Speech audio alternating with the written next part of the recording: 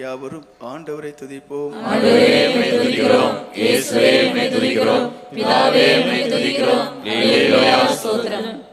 அப்போஸ்தலர் நடவடிக்கைகளின் புஸ்தகம் 2 அதிகாரம் 1-4 வரையில வசனங்களை வாசிங்கள். பெந்தெகொஸ்தே என்னும் நாள் வந்தபோது அவர்கள் எல்லாரும் ஒருமனப்பட்டு ஓரிடத்தில் வந்திருந்தார்கள். அப்பொழுது பலத்த காற்று அடிக்கிற முழக்கம் போல வானத்திலிருந்து சடுதியாய் ஒரு முழக்கம் உண்டாகி அவர்கள் உட்கார்ந்திருந்த வீடு முழுவதையும் நிரப்பிட்டு, அல்லாமலும் அக்கினிமயமான நாவுகளைப் போல பிரிந்திருக்கும் நாவுகள் அவர்களுக்கு காணப்பட்டு அவர்கள் ஒவ்வொருவர் மேலும் வந்து அமர்ந்தது. அவர்கள் எல்லாரும் பரிசுத்த ஆவியினாலே நிரப்பப்பட்டு ஆவியானவர் தங்களுக்கு தந்தருளின வரத்தின்படியே வெவ்வேறு பாஷைகளிலே பேச தொடங்கினார்கள். வாசிக்க கேட்டதான வசன பாகமானது 2 காரியங்களை நமக்கு உணர்த்துகிறது. ஒன்று, அவர்கள் எல்லாரும் பரிசுத்த ஆவியினாலே, ஒன்று அவர்கள் எல்லாருமே பரிசுத்த ஆவியை பெற்றுக்கொண்டார்கள் என்று. மற்றொரு காரியம், அந்த பரிசுத்த ஆவியை அவர்கள் குறைவாக பெற்றுள்ள நிரம்பி வழியக்கூடிய அனுபவத்திலே பெற்றுக்கொண்டார்கள் என்று. அவர்கள் எல்லாரும் பரிசுத்த ஆவியினாலே நிரப்பப்பட்டு கூடியிருந்தது 120 பேர். வயதானவர்களும் உண்டு. இயேசுவின் தாயாகிய மரியாள் என்று சொல்லப்பட்டிருக்கிறது. பெண்கள் அநேகர் உண்டு. ஒரு காரியத்தை புரிந்து கொள்ள முடிகிறது, பரிசுத்த ஆவியானவர் எல்லாருக்கும் தேவை என்பதை தேவன் உணர்ந்தார். அதாவது 12 பேரை மாத்திரம் வைத்து ஒட்டுமொத்த உலகத்திலும் ஒரு பெரிய மாற்றத்தை ஏற்படுத்த வேண்டும் என்று தேவனுடைய சித்தம்.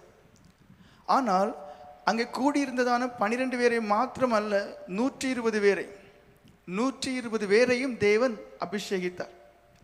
அப்படியானால் தனிப்பட்ட ஒரு மனுஷனுடைய வாழ்க்கையிலே பரிசுத்த ஆவியானவர் மிகவும் முக்கியம், மிகவும் முக்கியம் என்பதை தேவன் கண்டார். 120 பேர் என்றால் உங்களுக்கே தெரியும், பெண்கள் உண்டு, ஏராளமான ஆண்கள் உண்டு என்று.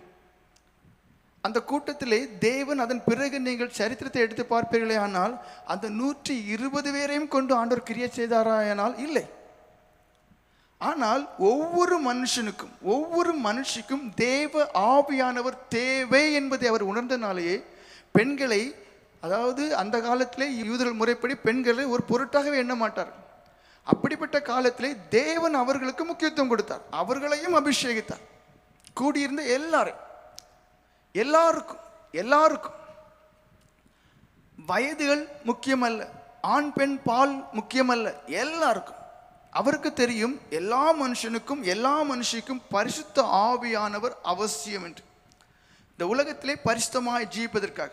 அதன் பிறகு என்ன, அந்த பரிசுத்த ஆவி ஒரு மனுஷன் பெற்றுக்கொள்ளும் போது அது கணுக்கால் அளவோ முழங்கால் அளவோ இடுப்பளவோ கொஞ்சம் மேலே உயர்ந்த அளவோ இருந்தால் போதாது. அந்த மனுஷனுக்கு பரிசுத்த ஆவியுடைய நிறைவு வேண்டும்.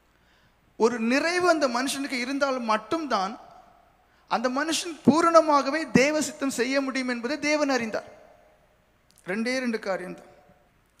ஆனால் 2 காரியங்கள் மட்டுமே அதிகமாக உணர முடிந்தது. ஒன்று, எல்லாருக்கும் தேவன் தேவை என்பதை அறிந்தார், பரிசுத்த ஆவியானவர் தேவை என்பதை அறிந்தார். அடுத்த காரியம், நிரப்பப்பட்டதான ஒரு அனுபவம். ஏதோ கொஞ்சம், அப்படி அல்ல, நிரம்பி வழியக்கூடியதான ஒரு அனுபவத்தில் எல்லாருக்கும் அங்கே அவர் கிரியை செய்தார். அதனால்தான் சாதாரண மனுஷர்கள், மிகவும் சாதாரண மனுஷர்கள் அந்த உன்னதத்தின் பலனை பெற்ற பொழுது அவர்கள் பராக்கிரமசாலிகளாக, வல்லமையால் நிறைப்பிக்கப்பட்டவர்களாக, ஒரு புது மனுஷர்களாகவே அப்படியே மாற்றப்பட்டார்கள்.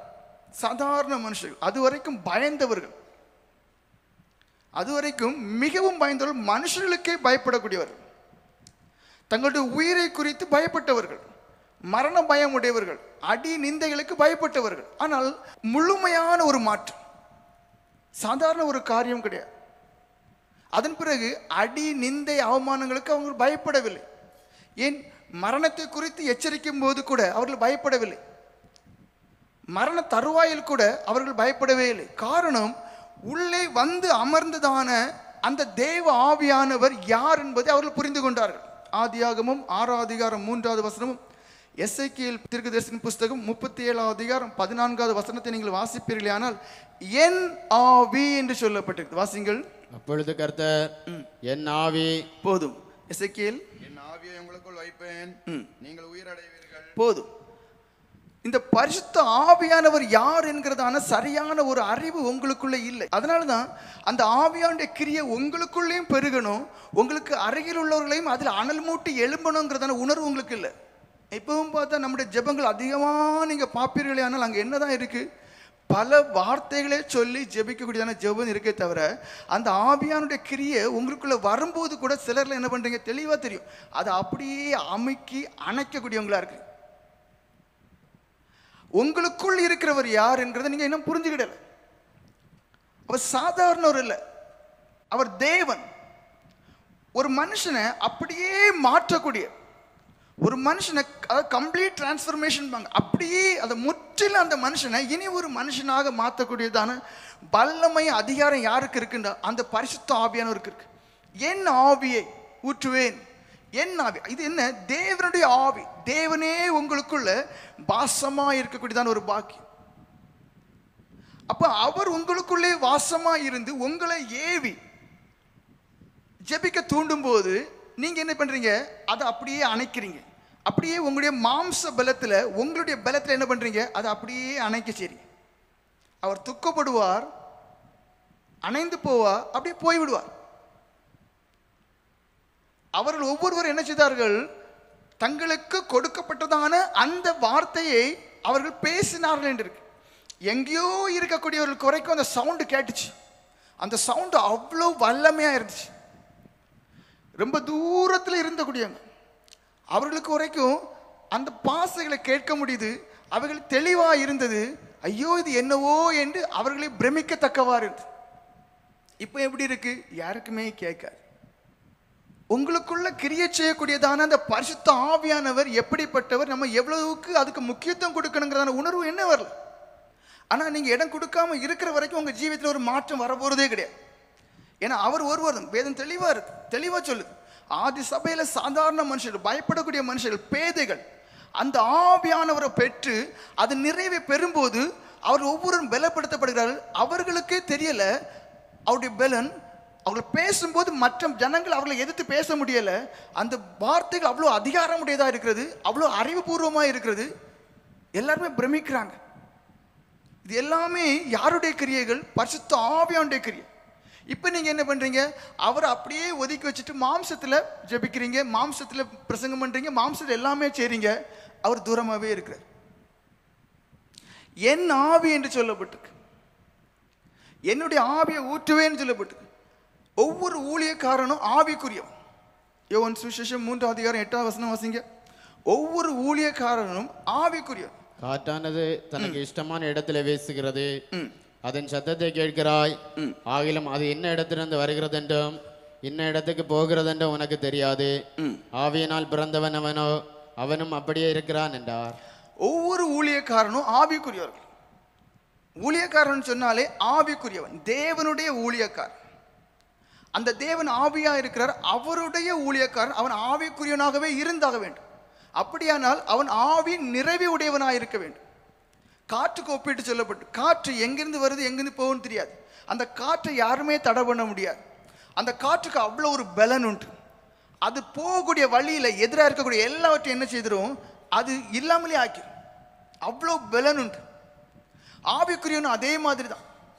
அவன் பார்க்க மாம்சத்தில் சாதாரண ஒரு மனுஷனாக இருந்தாலும் கூட அவனுக்குள்ள தேவ ஆவியுடைய பலன் இருக்கும். அவனுடைய கிரியைகள் உலகத்தில் மற்ற ஜனங்கள் எல்லாருக்குமே அது வித்தியாசமாக இருக்கும். அப்படிப்பட்டதான ஒரு வித்தியாசமான விதத்திலே தேவன் அந்த மனுஷனை வழிநடத்தக்கூடியவர். ஆவிக்குரியவன் காற்றுக்கு ஒப்பிட்டு சொல்லப்பட்டிருக்கு.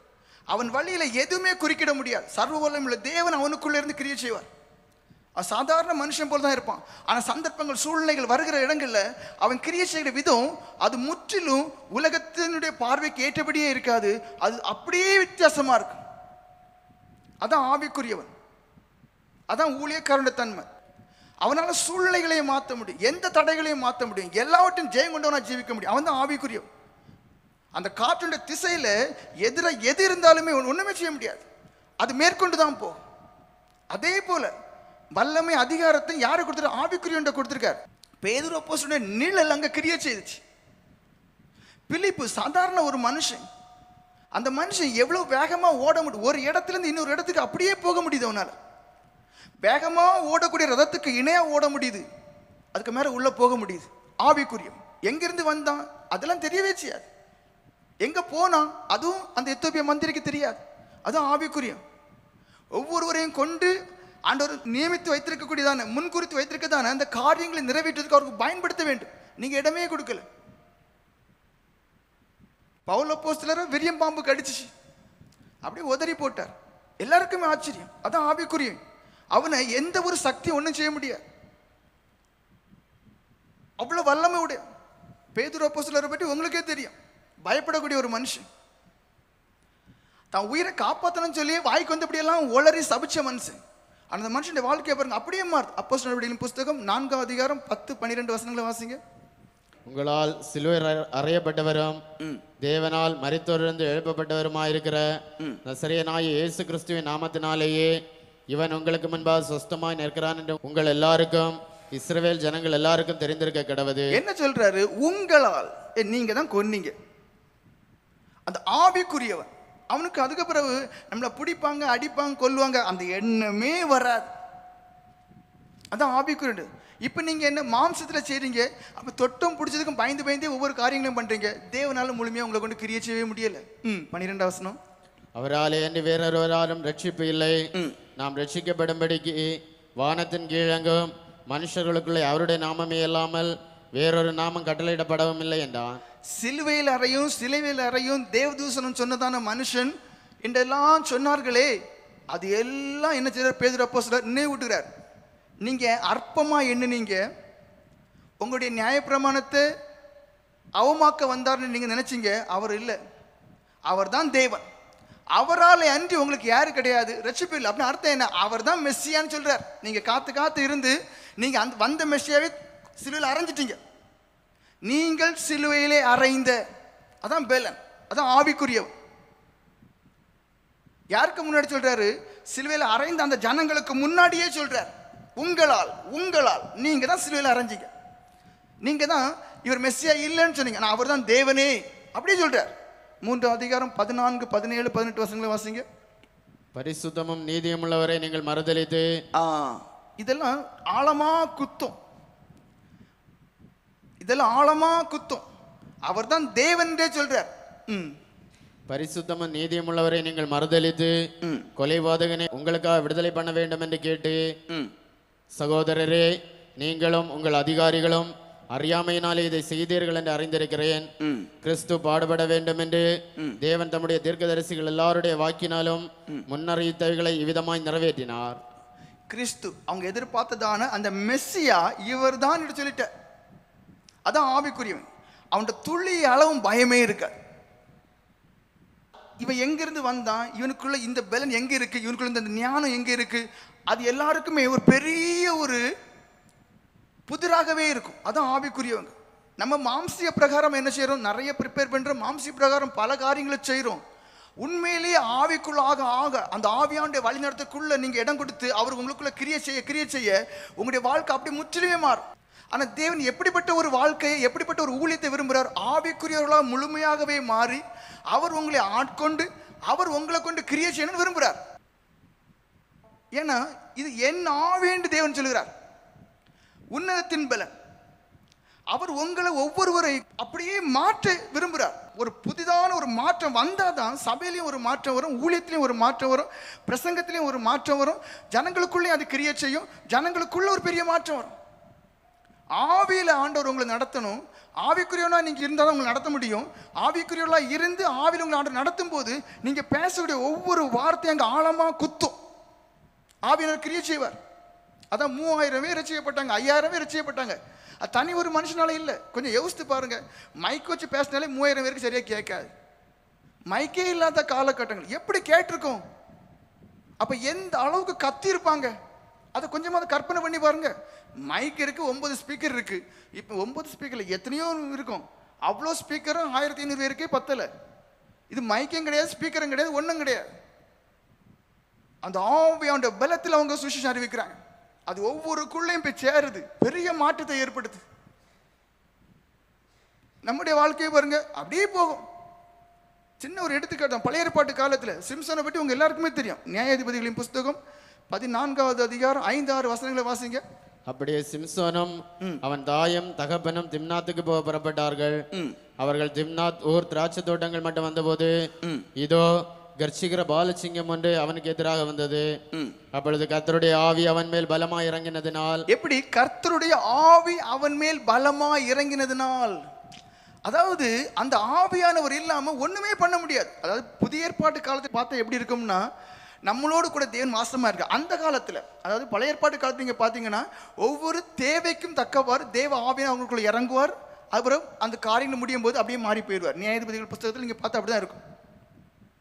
இங்க சாதாரண ஒரு மனுஷன் அந்த மனுஷனுக்கு மேல கர்த்தருடைய ஆவி சாதாரணமா இறங்கல, பலமாய். அப்படின்னு அர்த்தம் என்ன? வல்லமையாய், முழுமையாய். வாசிங்கள் 5-6. அப்படியே சிம்சோனும் அவன் தாயின் தகப்பனும் திம்னாத்துக்கு போக புறப்பட்டார்கள். அவர்கள் திம்னாத் ஊர் திராட்சை தோட்டங்கள் மட்டும் வந்தபோது இதோ கர்ச்சிக்கிற பாலசிங்கம் ஒன்று அவனுக்கு எதிராக வந்தது. பாருங்க, பொதுவாட்டே திராட்சை தோட்டம்னு பார்த்தா அங்க என்ன இருக்காது? அங்க சிங்கம் வர்றதுக்கு வாய்ப்பே கிடையாது. அது ஒரு தோட்டம். நம்முடைய வாழ்க்கையில சற்று எதிர்பாராத வேலைகள்ல தான் சாத்தான் கிரியை செய்வோம். திராட்சை தோட்டத்துல எல்லாம் சிங்கம் வர்றதுக்கு வாய்ப்பே கிடையாது. அவனுக்கு தெரியும், கொஞ்சம் எதிர்பாராம நம்ம முழுமையாக நம்மளையே நம்பி சார்ந்து இன்னைக்கு ஒன்றும் ஆகாது, என் வாழ்க்கையில் ஒரு வீழ்ச்சியம் வராது, என் ஊழியம் கரெக்டாக இருக்கும், இப்படி நீங்கள் உங்களையே நம்பி சார்ந்து போயிடுதான நாட்களில் நேரங்களில் திடீர்னு வந்து நிற்பான் கர்ச்சிக்கிற சிங்கம். ஆனால் அந்த நேரத்தில் தேவ ஆவியான உங்களோடு கூட இருந்தால் மட்டும்தான் நீங்கள் தப்பி பிழைக்க முடியும். ஏன்னா அடுத்த வசனம் சொல்லுது, தேவன் அவனோடே கூட இருந்தார். ஏன் கூட இருந்தார்? அவன் கையில் ஒன்றும் இல்லைன்னு. அவர்கிட்ட நிறைய பிரதிஷ்டை பண்ணியிருப்பீங்க, பொருத்தனை பண்ணியிருப்பீங்க. ஆனால் இப்போ அதையெல்லாம் மீறி அவருக்கு விருப்பம் இல்லாத உங்கள்கிட்ட இருக்கு. இதெல்லாம் நீங்கள் விடணும். நீங்கள் சன்னியாசி, குடும்ப பற்ற விடணும், தேவையில்லாத ஆட்களோட தொடர்பை விடணும், அதிகமாக பேசக்கூடியதான பேச்சுக்களை விடணும். இதெல்லாம் உங்களுக்கே தெரியும். ஆனால் இது எல்லாம் உள்ள வச்சுட்டு தான் எனக்கு ஆண்டவரை நீரம் வேணும், உங்களுடைய கிருபையும் வேணும், வல்லமை வேணும் ஒன்று இருக்கு. அவன் கையில் ஒன்றுமே இல்லை. எப்போ உங்களை வல்லமையாக எடுத்து பயன்படுத்த முடியும் தெரியுமா? முழுமையாய் நீங்கள் உங்களை ஆண்டவருக்கு ஒப்பு கொடுத்து, இதுக்கு மேலே அவருக்கு பிரியமில்லாத ஒன்றுமே உங்கள்கிட்ட இல்லைன்னு சொல்லிய அளவுக்கு நீங்கள் உங்களை ஒப்பு கொடுக்கும் போது அவர் உங்களை முழுமையாக எடுப்பார், வல்லமையாக எடுத்து பயன்படுத்த முடியும். கர்த்தருடைய ஆவி அவன் மேல் பலமாக இறங்கினதினால் அவன் தன் கையில் ஒன்றுமில்லாது இருந்து, அவன் கையில் ஒன்றுமே இல்லை. அப்போ தேவனுக்கு தெரியும், அவனை பாதுகாக்க வேண்டுமே ஆனால் நாம் முழுமையாக அவனிடத்தில் வல்லமையாக இறங்கி தான் கிரியை செய்யணும். உங்களை நீங்களே பாருங்க. அதாவது 120 பேர் இருந்த இடத்துல பெண்கள் சொல்லி ஆண்டவர் ஒதுக்கல, வயசானவங்கன்னு சொல்லி ஒதுக்கல, எல்லாருக்கும் அபிஷேகத்தை கொடுத்தார், ஆவியானவராக இறங்கினார். அடுத்து என்ன? நிரப்பினார் இருக்கு. அப்படியானால் எல்லாருக்கும் தேவை என்பதும் அந்த தேவை நிறைவாக இருக்க வேண்டும் என்பது அவர் சித்தம். அப்போ உங்களை ஊழியத்துக்கு அழைத்த உங்களை அவர் நிரப்புறதற்கு சித்தம் உடையவராக இருக்காரா இல்லையா? இங்கே முழுமையாட்டு தன் கையில் ஒன்றுமே இல்லை, அவர் பலமாக இறங்கினார். எப்போ உங்களை உடைத்து உருமாற்ற, அதாவது அப்படியே ஆண்டவரை இதுதான் நான் என்னை உங்கள்கிட்ட ஒப்பு கொடுக்குறேன், இன்னென்ன விதத்தில் நீ என்னை பயன்படுத்தும், இல்லை உனக்கு சித்தமான விதத்தில் பயன்படுத்தும், அப்படி ஒப்பு கொடுத்து பாருங்க கிரியடா. இங்கே கர்த்தருடைய ஆவி அவன் மேல் பலமாக இறங்கினதுனால், ஏன்? அவன் தன் கையில் ஒன்றுமில்லாது இருந்துச்சு, அவன் கையில் ஒன்றுமே கிடையாது, அவர் இறங்கினார். உங்களை பாருங்க, ஏன் உங்களை எடுத்து பயன்படுத்த முடியலை? ஒரு கப்பில் பால் இருக்கு, அதில் ஒரு சொட்டு சாக்கடை இல்லை ஒரு அசுத்தத்தை விட்டா அதுக்கப்புறம் அதை நீ ஏன் ஒரு எவ்வளோ சொட்டு பால் இருக்கு, ஒரு சொட்டு தானே அசுத்தம், நீ அதை குடின்னு சொன்னால் யாருமே குடிக்க மாட்டாங்க. அதே போல தான் உங்களை நீங்கள் முழுமையாக ஆண்டவர்கிட்ட கொடுக்காம, ஆண்டவரை கொஞ்சம் சுயம் இருக்கட்டு என்னை எடுத்து பயன்படுத்துன்னு சொன்னால் அவர் பயன்படுத்த மாட்டார், அவர் பயன்படுத்தவே மாட்டார். ஒரு பெஸ்ட் எக்ஸாம்பிள் நான் சொல்லேன். சார்ல்ஸ் ஃபின்னிங்கிறதான ஒரு தேவ மனுஷன். அந்த மனுஷன் ஒரு இடத்துல வாராருன்னா கிட்டத்தட்ட 100 கிலோமீட்டருக்கு சுற்றளவுக்கு அங்கே கிரியை நடக்கும். அந்த மனுஷன் வந்துட்டாருன்னு சொன்னாலே எப்படி கண்டுபிடிப்பாங்கன்னா, ஸ்கூலில் உள்ள பிள்ளைங்க ஏசு எனக்கு போதும், ஏசு தான் என் ரட்சவர், ஆண்டவரே நான் பாவின்னு சொல்லி அறிக்கிறோம். தொழிற்சாலையில் இருக்கிறவங்க அங்கே இங்கே எல்லா இடத்துல இருக்கக்கூடியவங்க அந்த இடத்துல எல்லாருக்குமே ஒரு பாவ உணர்வு உண்டா, எல்லாருக்கும் ஒரு பாவ உணர்வு உண்டா, எல்லாருமே ஓன்னு கத்துவாங்க, அழுவாங்க. பெரிய பெரிய மனுஷன் வரைக்கும், பெரிய பெரிய பணக்காரன் வரைக்கும் கூட அவன் தரையில் விழுந்து நான் பாவின்னு வருவான். யாரை எடுத்து பயன்படுத்துவார்? இதுதான் முக்கியம். யார் எடுத்து பயன்படுத்துவார்? உங்களை நீங்க கொடுக்கணும்.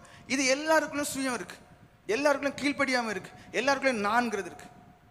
பயன்படுத்தவே முடியாது, பயன்படுத்தவே முடியாது. அந்த மனுஷன் அதாவது சரித்திரமே இருக்கு. எங்கேயோ வந்திருப்பாரு, ஸ்கூல்ல அந்த பிள்ளைங்க படிப்பை விட்டுட்டு ஆண்டவரே நாம் பாஞ்சில எல்லாம் அரைக்கணுமா. ஒரு கிளாஸ்ல நடக்கும், இப்படி சம்பவம் நடக்கும். அப்போ அந்த டீச்சர் ஏதோ விசித்திரமா நடக்குதுன்னு சொல்லிட்டு எங்கே போவாங்க? ஹெட் மாஸ்டரை பார்க்க போவாங்க. அங்கே ஹெட் மாஸ்டரை பார்க்க போனால் வேற நிறைய டீச்சர் அங்கே வந்து இப்படியாங்க இந்த பிள்ளைங்க எல்லாம் ஆண்டவரே நான் பாவின்னு சொல்லி அரைக்கிட்டு இருக்கு. நீ உடனே அந்த ஹெட் மாஸ்டர் சொல்லுமா, அப்படின்னு அர்த்தம் சார்ல்ஸ் ஃபின்னி எங்கேயோ வந்துட்டாரு, உடனே அவரை வர சொல்லுங்க. பிரசங்கமும் கிடையாது, ஒன்றும் கிடையாது. ஏன்? அந்தந்த மனுஷன் முழுமையா தன்னை ஒப்பு கொடுக்கும்போது அந்த மனுஷனை கொண்டு ஆண்டவர் கிரியை செய்தார். அவர் பச்சைபாதம் பார்க்க வேண்டிய தேவனே கிடையாது. ஒரு மனுஷன் முழுமையாய் முழுமையாய் முழுமையாய் முழுமையாய் முழுமையாய் தன்னை தேவனுக்கு ஒப்பு கொடுக்கும் போது அப்படியே மாறும். அந்த மனுஷனை கொண்டு கிரியை செய்வார். நம்ம யாருமே ஒத்து ஊர்ல விட்டுருவார். இன்னொரு எடுத்துக்காட்டு சொல்றேன். பென்சகோலா எழுப்புதல்பாங்க. அமெரிக்காவில் 1995 ஒரு எழுப்புதல் நடந்துச்சு. அந்த எழுப்புதல் எப்படின்னா, 7 வருஷம் அந்த சபையில் உள்ள பாஸ்டர், 7 வருஷம் அந்த ஜனங்கள், அந்த சபைக்கு ஜனங்கள் எல்லாருமே எங்க சபையில எழுப்புதல் நடக்கிற ஆண்டவரேன்னு சொல்லி ஒரே ஜெபம். 7 வருஷம் ஆவி எண்ணெயில அங்க எழுப்புதலே கிடையாது, ஒண்ணுமே கிடையாது.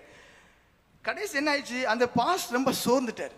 என்ன ஆண்டவரே, நான் கேட்டு கேட்டு கேட்டு பார்க்க ஒண்ணுமே நடக்கலையே ஆண்டவர், ரொம்ப சோர்ந்துட்டார். அப்படி சோர்ந்த பிறகு ஒரு நாள் அவர் காலையில் பிரசங்கம் பண்ணணும், சாயங்காலம் ஒரு சுவிசேஷரை கூப்பிட்டுருக்காராம். ஆனால் அவர் ரொம்ப சோர்ந்துட்டார், அவருக்கு பிரசங்கம் பண்ணவே தோணலை. உடனே என்ன பண்ணிட்டாரு, சாயங்காலம் புக் பண்ணியிருந்ததானே அந்த சுவிசேஷகரை சொன்னார், இன்னைக்கு காலையில், அதுவும் ஃப்ரெண்டு தானே, காலையில் வந்து நீங்கள் சுவிசேஷம் அறிவிங்க.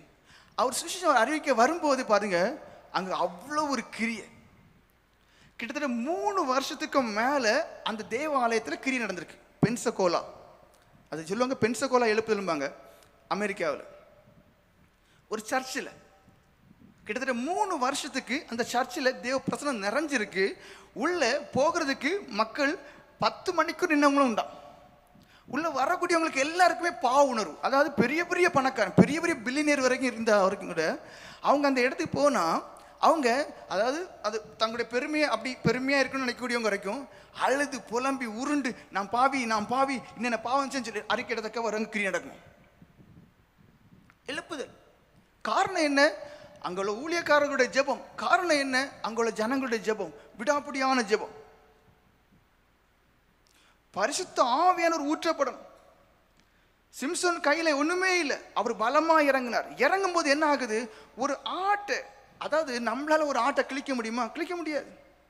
நான் ஆட்டை தோலை கிழிக்கிற பார்த்துருக்கேன், அதுவே சமுட்டி நிமித்து இழுத்து எடுத்து கஷ்டப்படுவாங்க. அப்ப ஆட்டை அப்படி கிழிக்க முடியாது. ஆனா வேதம் சொல்லுது, அந்த ஆவியான அவர் பலமாய் ஊற்றப்பட்ட போது என்ன ஆகுது? அந்த சிங்கத்தை அப்படியே 2ஆ கிழிக்க, ஒரு ஆட்டுக்குட்டியை கிழிச்சது போல. அதான் பரிசுத்த ஆவியின் செயல். நீங்க செய்ய வேண்டிய ஒண்ணே ஒண்ணுதான், ஜெபத்துக்கு முக்கியத்துவம் கொடுங்க. ஜெபம் எப்படி இருக்கணும்? அது ஒரு மனமான ஜெபமா இருக்கணும், கண்ணீர் உள்ள ஜெபமா இருக்கணும். ஒரு மனமான ஜெபம், கண்ணீர் உள்ள ஜெபம், விடாப்பிடியான ஒரு ஜெபம், வைராக்கியமான ஒரு ஜெபம்.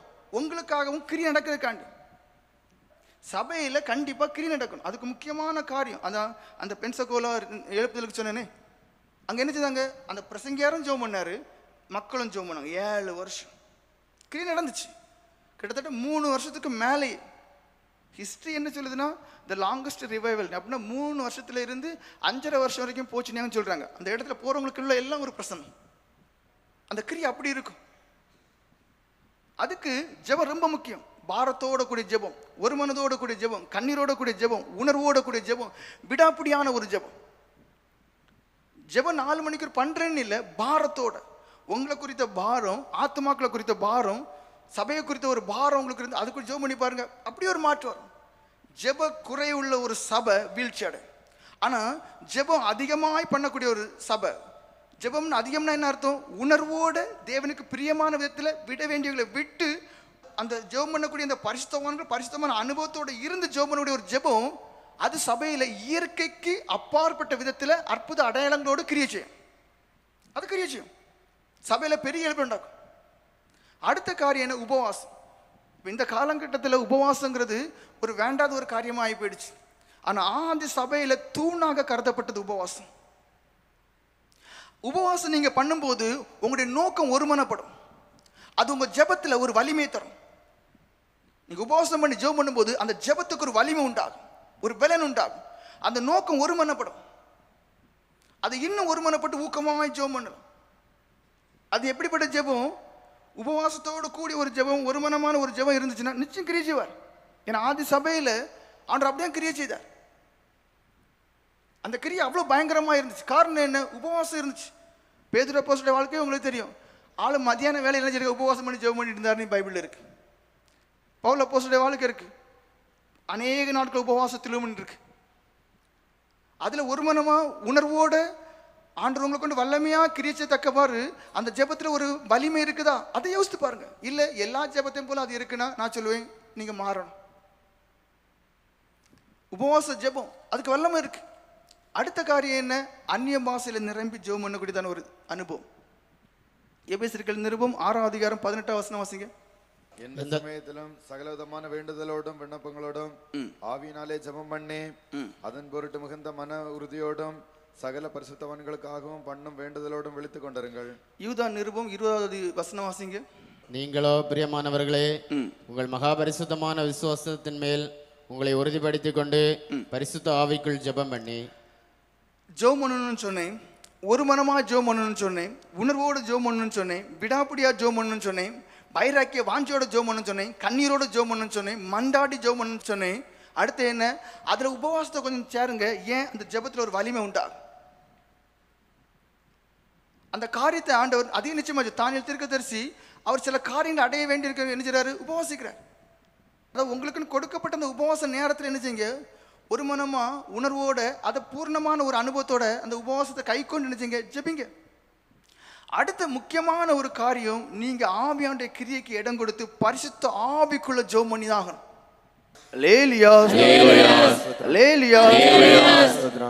பரிசுத்த ஆவிக்குள் ஜெபம் பண்ணின்னு சொன்னேன்.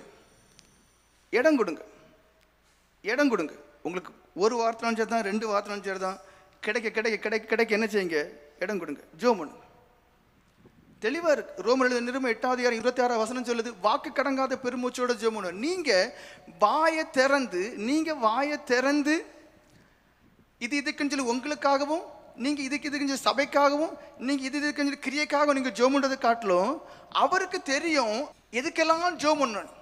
நமக்கு தெரியாத காரியங்கள் அவர் தெரியும். அப்ப என்ன செய்வாரு? அந்த ஆவியானுடைய கிரியைக்கு நீங்க இடம் கொடுத்து பாருங்க. அதிக நிச்சயமா சொல்றேன், அதிக நிச்சயம் அவர் உங்களுக்காக ஜெபம் பண்ணுவாரு, கிரியைக்காகவும் ஜெபம் பண்ணுவாரு, சபைக்காகவும் ஜெபம் பண்ணுவார், உங்களுக்காக ஜெபம் பண்ணுவார். ஏது? அவர் தேவன். அவருக்கு இடம் கொடுங்க. வாக்கு கடங்கா பெருமூச்சோடு அது வாசிங்க. நம்முடைய பலவீனங்கள் 2, அதாவது சரீர பலவீனத்திலிருந்தும் நமக்கு என்ன செய்யறாரு? உதவி செய்யறாரு. அடுத்து என்ன? எதுக்கெல்லாம் நமக்கு ஜெபம் நமக்கே தெரியாது, அவர் உதவி செய்யக்கூடியவராக இருக்கிறார். எப்படி வேண்டிக் கொள்ள வேண்டியது இன்னதென்று அறியாமல் இருக்கிறபடியால் ஆவியானவர் தாமே வாக்கு கடங்காத பெருமூச்சுகளோடு நமக்காக வேண்டுதல் செய்கிறார். வசனத்தை நம்புங்க ஐயா. என்ன சொல்லிருக்கு? ஆவியானவர் தாமே வாக்கு கடங்காத பெருமூச்சோட, வாக்குக்கு அடங்காத பெருமூச்சோட நமக்காக, அப்ப தனிப்பட்ட ஒவ்வொருத்தங்களுக்காக நீங்க ஆவியானுடைய கிரியைக்கு இடம் கொடுக்க இடம் கொடுக்க இடம் கொடுக்க இடம் கொடுக்க இடம் கொடுக்க அவருடைய ஆவி நிறைவு உங்களுக்குள்ள அதிகமா இருக்கும், இன்னும் அதிகமாக ஊற்றுவார். எசேக்கியேல் தீர்க்கதரிசியின் புத்தகம் 39ஆம் அதிகாரம் 29ஆம் வசனம் வாசிங்க. அங்க ஊற்றப்படுதுன்னு இருக்கு, ஊற்றுவார். இப்போ உங்களுக்குள்ள ஊற்றப்பட்ட ஒரு அனுபவம் இருக்கா? வாசிங்க. நான் இஸ்ரவேல் வம்சத்தார் மேல் என் ஆவியை ஊற்றினபடியினால் என் முகத்தை நீ அவர்களுக்கு மறைக்க மாட்டேன் என்று கர்த்தராகிய ஆண்டவர் சொல்லுகிறார் என்றார். பாருங்க, இஸ்ரவேல் வம்சத்தார் மேல் என் ஆவியை ஊற்றுறது, பெருவெள்ளத்தை ஊற்றுறது போல ஊற்றுவார், அதிகமாய் ஊற்றுவார், நமக்குள்ள நிரம்பி இருக்கும். உங்க ஒவ்வொருவரையும் எடுத்து பயன்படுத்தணும் தேவன். ஒவ்வொரு கொண்டு ஆண்டவர் கிரியை செய்யணும். இஸ்ரவேல் வம்சத்தார் மேல், அதாவது ஜனங்கள் மேல ஊற்றுவேன்னு சொல்லும் போது அப்போ ஆவிக்குரிய நம்ம மீது அவர் இன்னும் அதிகமாக ஊற்றுவார். ஊழியக்காரன் சொல்லக்கூடிய நம்ம மீது இன்னும் அதிகமாக ஊற்றுவார். எதுக்கு தேவை? 1 கொரிந்தியர் 6ஆம் அதிகாரம் 11ஆம் வசனம் சொல்லுது, கழுவி பரிசுத்தப்படுத்த. முதல்ல நமக்குள்ள ஒரு கழுவுதல் இருக்கணும், நமக்குள்ள ஒரு பூர்ணமான பரிசுத்தம் இருக்கணும். வாசிங்க. உங்களில் சிலர் இப்படிப்பட்டவர்களாயிருந்தீர்கள். ஆயினும் கர்த்தராகிய இயேசுவின் நாமத்தினாலும் நம்ம தேவனுடைய ஆவியினாலும் கழுவப்பட்டீர்கள், பரிசுத்தமாக்கப்பட்டீர்கள், நீதிமான்களாக்கப்பட்டீர்கள். இப்ப நீங்க ஆவியானுடைய கிரியைக்கு இடம் கொடுத்தா மட்டும்தான் கழுவுதல் உங்களுக்குள்ள இருக்கும், பரிசுத்தமாகுதல் உங்களுக்குள்ள இருக்கும். நீதிமான்கள் ஒவ்வொருவரையும் ரட்சிக்கப்பட்டு நீதிமான்களான ஒரு அனுபவத்துக்குள்ள பரிசுத்த ஆவியானுடைய கிரியை உங்களுக்கு இருக்கும்போது, அது குடும்பமோ கோத்திரமோ யாரோ அந்த இடம் நடுவில் நிற்பிய கழுவப்பட்ட ஒரு அனுபவம் அவர் செய்கிறார். பரிசுத்த ஆவியானவர் உங்களுக்குள்ள வர வர வர வர வர உங்க பாத்திரத்தை கழுவி கழுவி கழுவி கழுவி கழுவி கழுவி அதை அப்படியே முழுமையா சுத்திகரித்து முழுமையா பரிசுத்தப்படுத்தி அவர் ஏற்ற ஒரு பாத்திரங்களை அவங்களை அப்படியே வச்சிருவார். தீத்துக்கள் நிருபம் 3:5 வாசிங்க. புதிதாக்குறார் என்று. இப்ப நம்முடைய வாழ்க்கையை பாருங்க, ரட்சிக்கப்படும் போது ஒரு புதிதாக்கப்பட்ட அனுபவம் இருந்துச்சு. இப்போ தேவையில்லாத எல்லாம் ஒட்டி ஒட்டி ஒட்டி ஒட்டி ஒட்டி என்ன ஆகி போச்சு, அப்படியே எல்லாம் போயிட்டு. நாம் செய்த நீதியின் கிரிகளை நிமித்தம் அவர் நம்மை ரட்சியாமல் தமது இரக்கத்தின்படியே மறுஜென்மம் முழக்கினாலும் பரிசுத்த ஆவியினுடைய புதிதாக்குதலினாலும் நம்ம ரட்சித்தார். அந்த பரிசுத்த ஆவியினுடைய புதிதாக்குதலினாலே எப்படி நீங்க புதிதான மனுஷனா மாறுவீங்க? தெளிவா இருக்கு. பரிசுத்த ஆவியுடைய புதிதாக்குதல். அப்ப எதுக்கு ஆவியுடைய கிரிக்கு இடம் கொடுக்கணும்? அவர் உங்களை கழுவார், அவர் உங்களை பரிசுத்தப்படுத்துவார், நீதிமான் ஆக்குவார். ஆவியுடைய கிரிக்கு இடம் கொடுங்க, அப்படியே உங்களை என்ன செய்வார்? புதிதாக்குவார். ரோமர்கள் நிருபம் 8:14 யோவான் சுவிசேஷம் 14:17 வாசிங்க. சத்தியத்துக்குள்ள நடத்துவார் என்று. மேலும் எவர்கள் தேவனுடைய ஆவினாலே நடத்தப்படுகிறார்களோ போதும். யோவான் 14:17 உலகம் அந்த சத்திய ஆவியானவரை காணாமலும் அறியாமலும் இருக்கிறபடியால் அவரை பெற்றுக்கொள்ள மாட்டாது. அவர் உங்களுடனே வாசம் பண்ணி உங்களுக்குள்ளே இருப்பதால் நீங்கள் அவரை அறிவீர்கள். கொஞ்சம் விசுவாசி, இந்த வார்த்தையெல்லாம் விசுவாசி. அவர் உங்களுக்குள்ளே வாசம் பண்ணி, இப்ப நமக்குள்ள வாசம் பண்றாரா? அவர் நடத்தக்கூடியவர் இருக்கிறது. அவர் சத்தியாவியன். சத்தியாவியன் என்ன? வேதத்தின் படிதான் உங்களை நடத்துவார். வேதத்துக்கு முன்னாடி கொஞ்சம் மாறும் போது அவர் என்ன செய்வார் தெரியுமா? உங்களை உணர்த்துவார், சரியில்லை சரியில்லை சரியில்லை. அதான் சத்தியாவியானவர். எல்லாம் நான் செய்யறது கரெக்ட் கரெக்ட்னு உங்களுக்கு உணர்த்தல் இருக்குதுன்னா நீங்க நினைக்கணும், அப்போ அந்த ஆவியானவர் அணைஞ்சு போயிட்டாரு, மாம்சத்தின் ஆவி உள்ள வந்துட்டு உலகத்தின் ஆவி வந்துட்டு அது உங்களை தூக்கி தூக்கி விட்டே இருக்கும், பொத்துன்னு கீழே வந்து நடப்பேன். சத்திய ஆவியானவர் நடத்துவாருன்னு இருக்கு. அவர் உங்களுக்குள்ளே வாசம் பண்ண, உள்ள ஒரு ஆள் வாசம் பண்ணி தூங்கிட்டா இருக்கும் இருக்காது. உள்ள ஒரு ஆள் வாசம் பண்ணுனா அந்த ஆள் என்ன செய்யும்? நடக்கும், அசையும், பல காரியங்களை பண்ணும். அவர் அதை கொஞ்சம் உள்வாங்குங்க. இப்போ ஒரு ரூம்ல நீங்க இருக்கிறீங்க, எப்பவும் தூங்கிட்டா இருக்க முடியும்? எப்பவும் உட்கார்ந்துட்டா இருக்க முடியும்? இருக்க முடியாது. நடப்பீங்க, பல காரியங்களை பண்ணுவீங்க. அப்ப அவர் உங்களுக்குள்ளே வாசம் பண்ணு. அப்ப அவர் உங்களுக்குள்ள வாசம் பண்ணுனா அவர் நிச்சயமாக உங்களுக்குள்ள கிரியேச்சுவார், உங்களை கொண்டு கிரியேச்சுவார், உங்களுக்காக அவர் இருந்து உங்களுக்காக எல்லா காரியமும் செய்வார். அப்ப எதுக்கு ஆவியானவர் கிரியை இடம் கொடுக்கணும்? நீங்க நல்லா இருக்கிறதுக்காக, உங்க வாழ்க்கை அப்படியே மாறுறதுக்காக. யோவான் சுவிசேஷம் 14:26 சொல்லுது, தேற்றுவார். மனுஷனுக்கு கஷ்டம், நெருக்கம், சோதனை வரும். இந்த காலகட்டங்கள் எல்லாம் என்ன செய்வார் தெரியுமா? அப்படியே தேற்றுவார். ஏசாயா தீர்க்கதரிசியின் புத்தகம் 11:2 வாசிங்க. உணர்வை அருளும் ஆவியும் ஆலோசனையும் பலனை அருளும் ஆவியும் அறிவையும் கர்த்தருக்கு பயப்படுகிற பயத்தையும் அருளும் ஆவியும் ஆகிய கர்த்தருடைய ஆவியானவர் அவர் மேல் தங்கி இருப்பார். ஞானத்தை பேதுரு அப்போஸ்தலர் படிக்காத மனுஷன் எவ்வளவு ஞானமா பேசினார். 3000 பேர் 5000 பேர் ரட்சிக்கப்பட்டாங்க. ஸ்தேவான் சாதாரண மனுஷன், பந்தி விசாரணை. அந்த மனுஷன் பேசுன ஞானத்தை பாருங்க, எங்க தொடங்கிட்டாரு? மோசேன் காலம், ஆபிரகாம் காலத்திலிருந்தே தொடங்கிட்டாரு. அந்த ஞானம் எங்கிருந்து வந்துச்சு? சாவதற்கு முன்னாடி ஒரு மனுஷன் பயப்பட்டாலே அவனுக்கு ஒன்றும் ஓடாது. அப்போ கொல்லப்படக்கூடிய சூழ்நிலைக்கு முன்னாடி எங்க ஞானம்? அது ஞானத்தின் ஆவி. அடுத்து உணர்வு. என்ன உணர்வு? முதல்ல தன்னை குறித்த உணர்வு வேணும். இது யாருக்கு தருவார்? உங்களை தாழ்த்தி ஆவியானவர் கிரியைக்கு இடம் கொடுத்து அந்த அனலுக்கு இடம் கொடுத்து இங்க ஜெபம் பண்ணி பாருங்க. அதுக்கு பிறகு அது அவர் உங்களுக்குள்ளே வாசமா இருக்காரு. வாசமா இருக்க தூங்கிட்டா இருப்பார் இல்ல, எல்லா விதத்திலும் நெருக்கி ஏவி அவர் சுத்தமான விதத்தில் உங்களை சரியான பாதையில, செம்மையான பாதையில தேவ சுத்தத்துக்கு ஏற்றபடி உங்களை நடத்துவார். அதான் முக்கியம். உங்க வாழ்க்கை அப்படியே மாறும். கலாத்திரர்கள் நிருபம் 5:22 சொல்லுது, அவர் உங்களுக்குள்ள வாசமா இருந்தால் கனி கொடுக்கக்கூடியவராய் மாற்றிடுவார். 5:22 என்ன சொல்லுது? ஆவியின் கனியோ. அவர் உங்களுக்குள்ள வாசமா இருந்தா சும்மா இருக்க மாட்டார், உங்களை உடைப்பார், உங்களை உருமாத்துவார், உங்களை உணர்த்துவார். நீங்க ஒரு காரியத்தை அவர் உங்களுக்குள்ள இருந்து உணர்த்திட்டே இருப்பார். ஆனா நீங்க எந்த அளவுக்கு உங்களை வெறுமையாக்குறாரோ அந்த அளவுக்கு உங்களை பயன்படுத்துவார். சில நேரங்களில் சில கஷ்டங்கள் உங்களுக்கு உண்டு. ஆனா அவர் உங்களுக்குள்ள இருந்தாருன்னா உங்களை நெருக்கி ஏவுவாரு, மீதி உள்ளதை அவர் பார்த்துக்கிடுவார். அதான் உள்ள காரியம். இப்ப ஆவியின் கனியோன்னா உங்களுக்குள்ள வாசமா இருக்காருன்னா, நீங்க மனசுல உங்களுக்குள்ள வாசமா இருக்கிறாருன்னா அவர் இந்த அன்பை கொண்டு வருவார், இந்த சந்தோஷத்தை கொண்டு வருவார், இந்த சமாதானத்தை கொண்டு வருவார். ஒரு தனிப்பட்ட ஒரு வைராக்கியம், தனிப்பட்ட ஒரு கசப்பு ஒரு மனுஷனை வைக்க முடியும். அவர் உங்களுக்குள் வாசமா இருந்தால் என்ன நடக்கும் தெரியுமா? மரம் கனி தரும். அப்ப அந்த மரம் ஆப்பிள் மரமா இருந்தால் ஆப்பிள் கனி கொடுத்துதான் ஆகணும். அப்ப ஆவியானவர் உங்களுக்குள்ள வாசமா இருந்தால் அவர் அதுக்குள்ள கனியாகிய என்னெல்லாம் சொல்ல அன்பு இருக்கும். ஒரு காரியத்தை கடிந்து கொள்றோம் அது வேற, ஆனா தனிப்பட்ட விதத்தில் நீங்க கசப்பச்சு பாருங்க, செத்தீங்க. ஆவியின் கனியோ வாசிங்க. ஆவியின் கனியோ அன்பு, சந்தோஷம், சமாதானம், நீடிய பொறுமை, தயவு, நற்குணம், விசுவாசம், சாந்தம், இச்சையடக்கம், இப்படிப்பட்டவைகளுக்கு விரோதமான பிரமாணம் ஒன்றுமில்லை. புரிஞ்சுக்கிடுங்க, ஆவியானவர் உங்களுக்குள்ள வாசமா இருந்தா உங்களுக்குள்ள தேவ பயம் முதல் காரியம்.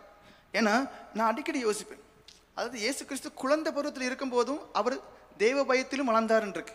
அது பிறகு அவரை குறித்து அவருடைய மினிஸ்ட்ரி எப்படி இருக்குன்னு சொல்லும் போதும் அவருக்கு மேல கர்த்தருக்கு பயப்படு பயத்தின் ஆவியான் இருக்காரு.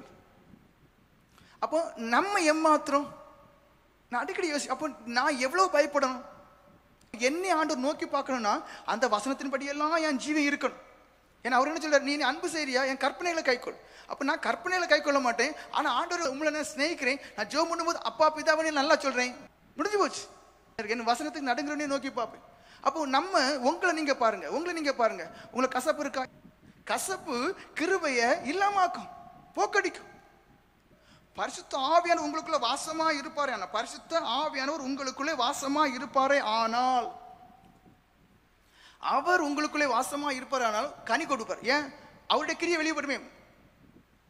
ஆப்பிள் மரம் அது ஒரு குறிப்பிட்ட ஸ்டேஜ் வளரும், வளர்ந்த பிறகு என்ன செய்யும், அது கனி கொடுக்க வேண்டிய காலம் கனி கொடுத்தாங்க. அப்ப ஆவியானவருக்கு கிரியைக்கு நீங்க இடம் கொடுத்து, அந்நிய பாஷைக்கு இடம் கொடுத்து நீங்க உங்க வாழ்க்கை போகுமே ஆனால் அதுல என்ன வெளிப்படணும்? ஆவியாண்ட கிரியை வெளிப்படணும், ஆவியாண்ட வரங்கள் வெளிப்படணும். முதல்ல என்ன?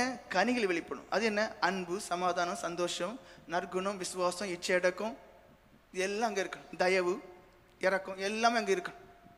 இருக்கான்னு பாருங்க. அப்ப நான் எதுக்கு திரும்ப திரும்ப சொல்ல, ஏன் நீ உனக்கு விருப்பம் இல்லாட்டாலும் ஆவியான கிரியைக்கு இடம் கொடுத்து அந்நிய பாஷை இடம் கொடுத்து ஜெபம் பண்ண சொல்ல காரணம் என்ன? புதிதாக்கப்படுவீங்க, கழுவுவார், சுத்திகரிப்பார், பரிசுத்தப்படுத்துவார், அப்படியே மாத்துவார், மாத்தி மாத்தி மாத்தி கொண்டு வருவார். அடுத்த ஒரு காரியம், வல்லமையா உங்களை பலப்படுத்துவார். எபேசியர்கள் நிருபம் 3:16 வாசிங்க. நீங்கள் அவருடைய ஆவியினாலே உள்ளான மனுஷனை வல்லமையாய் பலப்படவும். உள்ள வல்லமையான ஒரு பலம், அவர் சித்தம் அவருக்கு பிரியமா இருக்கும். அதுக்கு மாறான எல்லாத்தையும் சுட்டெரித்து அதை காலால மிதிச்சு அதுக்கு இடம் கொடுக்காம தேவ மனுஷன், தேவனுடைய ஊழியக்காரன், பரிசுத்தவான், ஆவிக்குரியவன் அப்படின்னு சொல்லக்கூடிய ஒரு விதத்துல உங்களை மாற்றுவார். உள்ளார்ந்த மனுஷன் வல்லமையாய் பலப்படணும்னா அது பரிசுத்தாயின நடக்கும். பாவத்துக்கு விரோதமாய் போராடுவதில் நீங்க இன்னும் ரத்த சிந்தலையேன்னு சொல்லப்பட்டிருக்கு. பாவத்துக்கு விரோதமான போன அர்த்தம் என்ன? அவன் எப்படியாவது ஏதேன்னு ஒரு விதத்துல வந்து நெருக்கிட்டே இருப்பான். வேற ஏதாவது ஒரு பெரிய ஒரு விதத்துல வந்து நிற்கும் போது விழுந்துருவோம். பரிசுத்தாவிக்கு இடம் கொடுத்து ஜெபம் பண்ணுங்கன்னு சொன்ன காரணம் என்ன? நீங்க அதாவது உண்மையிலேயே அந்த ஆவியாண்ட கிரியைக்கு முழுமையா இடம் கொடுத்து ஊக்கமாய் ஜெபம் பண்ணவங்களுக்குள்ள அந்த ஆவியாண்ட கிரியை நல்லபடியா போயிட்டு இருக்கும். முடிஞ்ச பிறகு நீங்க பாருங்க ஒரு பலன் தானா உண்டா. அந்த வேத வசனம் பொய்யே சொல்லாது. ஊக்கமா ஜெபம் பண்ணி அந்த ஆராதனையை முடிச்சுட்டு நீங்க வர்றதுக்கும் வாயில கொஞ்ச நேரம் ஜெபம் பண்ணிட்டு நீங்க வர்றதுக்கும் வித்தியாசம் உண்டு. உள்ளார்ந்த மனுஷன் நல்ல பலப்பட்ட ஒரு அனுபவம் இருக்கும். அது போக என்ன, உள்ள அந்த வல்லமையான கிரியை நிமித்தம் உங்களுக்கு தேவையில்லாத எல்லாத்தையும் அவரே அகற்றிடுவார். ஒரு அருமையான ஒரு அனுபவம் கிடைக்கும். கலாத்தியர் 2:20 இனிமேல் நான் அல்ல, அதான் ஊழியக்காரனுடைய அனுபவம். ஏன்னா நீங்க யாருடைய ஊழியக்காரன் தெரியுமா? பரமபிதா, சர்வவல்லமையுள்ள உன்னதத்தின் தேவன், பரிசுத்த தேவனுடைய ஊழியக்காரன். அப்போ அவரை போல நீங்க மாறியாகணும். கிறிஸ்துவனுடனே கூட சிலுவையில் அறையப்பட்டேன், ஆயினும் பிழைத்திருக்கிறேன். இனி நான் அல்ல, கிறிஸ்துவே எனக்குள் பிழைத்திருக்கிறார். நான் இப்பொழுது மாம்சத்தில் பிழைத்திருக்கிறதோ என்னில் அன்பு கூர்ந்து எனக்காக தம்மை தாமே ஒப்பு கொடுத்த தேவனுடைய குமாரனை பற்றும் விசுவாசத்தினாலே பிழைத்திருக்கிறேன். இதான் உண்மையான ஒரு ஊழியக்காரனுடைய அனுபவம். அதாவது கிறிஸ்துவனுடைய கூட சிலுவையில் அறையப்பட்டேன் இருக்கு. ஒரு ஊழியக்காரன் சொல்லும் போது இனி நான் அல்ல, அதான் அனுபவம். ஏன்னா அந்த ஒரு நிலைமைக்கு வந்தாதான் அவரால் எடுத்து பயன்படுத்த முடியும். ஒரு சின்ன ஒரு அளவு வரைக்கும் இருந்துச்சுன்னா முடியாது. இப்போ ஊழியத்துக்கு அழைக்கும் போது என்ன சொல்றா, அது எங்க வீட்டில் உள்ள காரியத்தை விசாரிச்சுட்டு வந்துடுறேன். அவர் சொல்றாரு, இந்த ஒரு எண்ணமே போதும், நீ ஊழியத்தை அழைப்பில்லை, நீ போயிரு, செத்துருக்கவங்க அடக்கம் பண்ணணும், போ, எல்லாம் விட்டுரு. ஊழியத்துக்கு அழைக்கப்பட்டவங்க எப்படி சுயம் செத்தவர்களாக இருக்க வேண்டும், முழுக்க முழுக்க அவருக்குன்னு ஒப்பு கொடுத்துறோம். இனி நானல். அப்ப இனி நானல்னு ஒரு மனுஷனை சொல்ல முடியுமா? முடியவே முடியாது. ஏன்? மாம்சம் அதனுடைய கிரியை நான். அப்ப மாம்சத்தின் கிரியை அழிக்கப்பட வேண்டுமே, ஆனால் உள்ள ஒருத்தர் கிரியை செய்யணும். அப்ப முதல்ல அவர் வாசம் பண்ணணும், அவருக்கு நீங்க இடம் கொடுக்கணும், ஒவ்வொரு நாளும் புதுப்பிக்கப்படுற விதத்தில் அவரோட இசைஞ்சு நீங்க ஜெபம் பண்ணணும். அந்த ஆவியுடைய கிரியை நடக்கணும். நடக்க கழுவுதல் உண்டாகும், சுத்திகரிப்பு உண்டாகும், பரிசுத்தமாகுதல் உண்டாகும். அதுக்கு பிறகு அவர் பூர்ணமாய் உங்களுக்குள்ள வாசம் நினைச்சவர், வல்லமையா உங்களை பலப்படுத்துவார். அதுக்கு பிறகு நான் நான் நான் எனக்கு, என்னுடையது, என்னுடைய தேவைகள், என்னுடைய ஆசைகள், என்னுடைய விருப்பங்கள், இந்த சுய சித்தம், சுய விருப்பம், சுயமான காரியங்கள், உலகத்துக்கு கேட்டவைகள், குடும்பத்துக்கு கேட்டவைகள், ஆசா பாசம், இது எல்லாம் அழிந்து இல்லாமலேயே போயிடும். இனி நானல். அந்த ஒரு கிறிஸ்துனுடைய கூட சிலுவையில் அறையப்பட்டேன். அப்ப அறையப்பட்டாயிட்டு, சுயம் அறையப்பட்டாயிட்டு, சுய சித்தம் அறையப்பட்டாயிட்டு, சுய விருப்பம் அறையப்பட்டாயிட்டு, சகலம் அறையப்பட்டாயிட்டு. இது ஏன் உங்களுக்குள்ள அந்த அனுபவம் இல்லை? நீங்க ஆவியான கிரிக்கு இடமும் கொடுக்கல, ஆவியான உங்களுக்குள்ள கிரியவும் செய்யல. அப்ப அவர் உங்களுக்குள்ள இல்லாம இருக்கும்போது வல்லமையா என்ன செய்ய முடியாது? உங்களை பயன்படுத்தவும் முடியல. இனி நான் அல்ல, கிறிஸ்துனுடைய கூட சிலுவையில் அறையப்பட்டேன். இனி நான் அல்ல.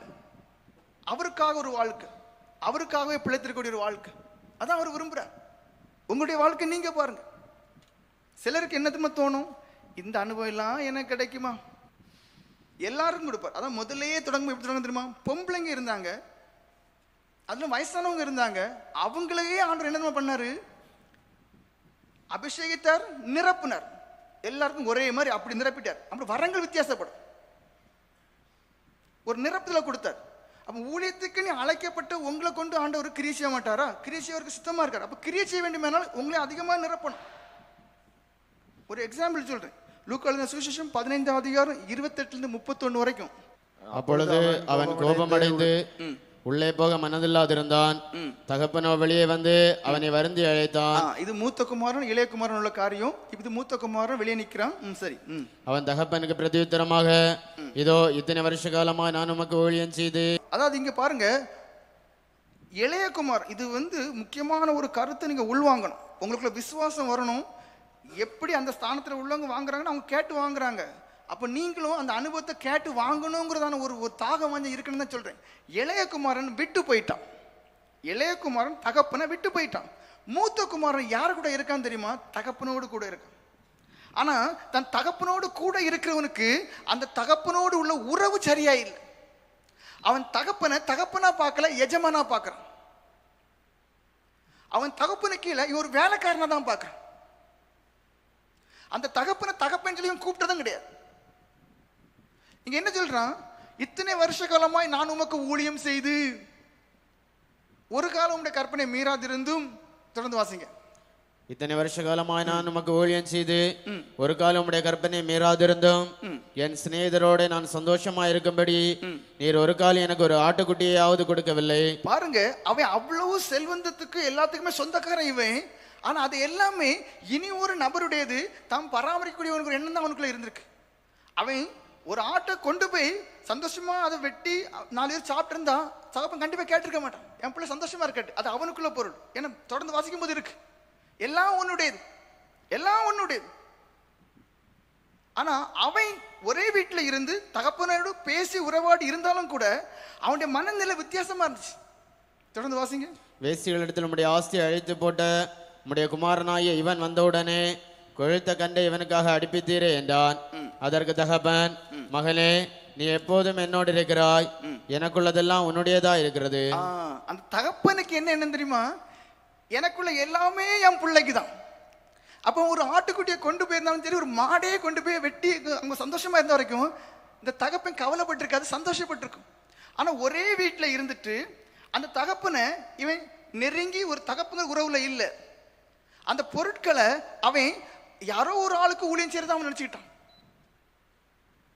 தெளிவா சொல்லுது, மகனே நீ எப்போதும் என்னோடு இருக்க. நல்ல ஜெபம் பண்றோம். ஆனா அந்த தேவனை ஏதோ தூரமா வச்சுட்டு அவர்கிட்ட இருக்கக்கூடிய ஆசீர்வாதங்கள் எனக்கு கிடைக்காது, அது குறிப்பிட்ட ஒரு சிலர் தான் கிடைக்கும். அப்படிப்பட்ட ஒரு மனநிலையிலேயே நீங்க இருக்கிறீங்க. வேதம் தெளிவா சொல்லுது, அவர் நம்மை சகல ஆவிக்குரிய சகல ஆசீர்வாதத்தினாலும் நம்மளை ஆசீர்வதிக்கக்கூடிய தேவன் என்று. அப்போஸ்தலரை மட்டும் கிடையாது, சுவிசேஷனை மட்டும் கிடையாது, தீர்க்கதரிசி மட்டும் கிடையாது, எல்லாரும் எப்படி ஆசீர்வதிக்க சித்தமுடையவரா இருக்காராம்? அவர் நம்மை ஆவிக்குரிய சகல ஆசீர்வாதம். ஆனா மூத்த குமாரன் அவன் தேவனோடு இருந்தும் அவனுக்குள்ள இருக்கக்கூடியதானே அவனுக்குன்னு கொடுக்கப்பட்டதானே அதையே அவன் எனக்குன்னு சொல்லி என்ன ஏத்துக்கிடல, நம்பல, விசுவாசிக்கல. யாருக்கோ ஊழியம் செய்யற மாதிரி. அப்ப ஊழியத்துக்குன்னு அழைத்த உங்களை அந்த தேவன் எப்படி விரும்புறாரு? உங்களை கொண்டும் கிரியை விரும்புறாரு. உங்களை வல்லமையால் நிரப்பி கிருபவரங்களை கொடுத்து உங்களை பயன்படுத்த விரும்புறாரு. நீங்க எப்படி நினைக்கிறீங்க? அது அவங்களுக்கு தான் சொந்தம், அது அவங்களுக்கு தான் போகும், அந்த கிருபை அவங்களுக்கு தான் கிடைக்கும், இந்த கிருபை இவங்களுக்கு தான் போகும். எனக்கு கிடைக்குங்கிறதான விசுவாசத்தோடு நீங்க இடப்படல. தெளிவா இருக்கு. மகனே, நீ எப்போதும் என்ன கூட இருக்கிறாய், எனக்குள்ளது எல்லாம் உனக்குள்ளதா இருக்கிறது. அப்போ ஒரு ஆட்டுக்குட்டி கேட்டா கண்டிப்பா கொடுப்பாரா கொடுக்க மாட்டாரா? கொடுப்பார். 1க்கு 2 கொடுத்துருப்பான். எல்லாம் உனக்குள்ளதானே, நீ 1க்கு 2 கொண்டு போ. ஏன் நீ நான் சொல்றதெல்லாம் கேட்கறியே? ஆனா அந்த உறவு எப்படி இருக்கு தெரியுமா? உடைஞ்ச உறவா இருக்கு. அந்த உறவு எப்படி இருக்கு? உடைஞ்ச உறவா இருக்கு. ஒரு சரியான உறவு இல்லை. தூரமா வச்சுட்டான் தகப்பனை. தனக்குள்ளதையே அவன் தகப்பனுக்குரிய நினைச்சுக்கிட்டான்.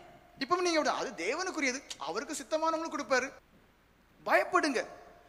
தேவன் உங்க எல்லாரும், ஏன்னா ஒவ்வொருத்தங்களும் புதுப்பிக்கப்படணும், ஒவ்வொருத்தங்களும் ஒரு புத்துணர்வு அடைஞ்சு எழும்பணும். இதெல்லாம் ஒரு மாற்றம் வந்தாதான் சபையில கிரியை நடக்கும். அட்லீஸ்ட் உங்களை கொண்டு உங்களுக்குள்ளே ஒரு மாற்றம் இருக்கும், உங்களுக்குள்ள ஒரு எழுச்சி இருக்கும், உங்களுக்குள்ளே ஒரு புதுப்பித்த அனுபவம் இருக்கும், உங்களுக்குள்ளே அது ஒரு தெய்வீக சமாதானம், ஒரு தெய்வீக சந்தோஷம் இருக்கும். ஆவின் கன்னிகள், அன்பு, சமாதானம், சந்தோஷம். இப்ப என்ன செய்யறோம்? இது எல்லாம் எழுத்துல இருக்கே தவிர நம்ம என்ன எல்லாத்தையும் தூரமா வச்சுட்டோம், எல்லாம் தூரமா வச்சுட்டோம். யாருக்கோ கிடைக்கும், யாருக்கோ கிடைக்கும். இல்ல, மூத்த குமாரனை போலவே இருக்காதுங்க. இளைய குமாரன் சாஷ்டாங்கமா காலில் விழுந்துட்டான். அவனுக்கு எல்லாமே கிடைச்சிட்டு, இவனுக்கு எல்லாமே இருக்கு. ஆனா தனக்குரியதா இவன் என்ன ஏத்துக்கிடல. ஆண்டவர் எல்லா கிருபை வரங்களும் வச்சிருக்காரு. அடுத்த முக்கியமான காரியம் சோம்பேறித்தனம். இதுவரைக்கும் நிறைய காரியங்களை சொன்னேன், பரிசுத்தாவின் கிரியைகளை சொன்னேன், உங்களுக்கு என்னென்ன ஆசீர்வாதங்கள் சொன்னேன், நன்மைகள் சொன்னேன். ஆனா இது எல்லாம் நான் சொன்னாலும் கூட ஒரு சிலரை பார்த்தீங்கன்னா சோம்பேறி. இனி ஒரு சிலர் எப்படி காலம் தாழ்த்துவாங்க, காலம் தாமதிப்பாங்க. காலம் தாத்துறது அது எப்படின்னா பிறகு பார்க்கலாம். அப்ப ஆவிக்குரிய அனுபவங்கள் எல்லாத்தையும் தேவன் ஆயத்தம் வைத்திருக்கிறார். வச்சுட்டு சொல்றாரு, நீ பிரயாசப்படு. நீ அநேகர் எப்படி இருக்கிறீங்க? சோம்பேறியா இருக்கிறாங்க. காலம் தாமதிக்கிறது இது சோம்பேறிக்கு ஒத்த ஒரு காரியமாங்க.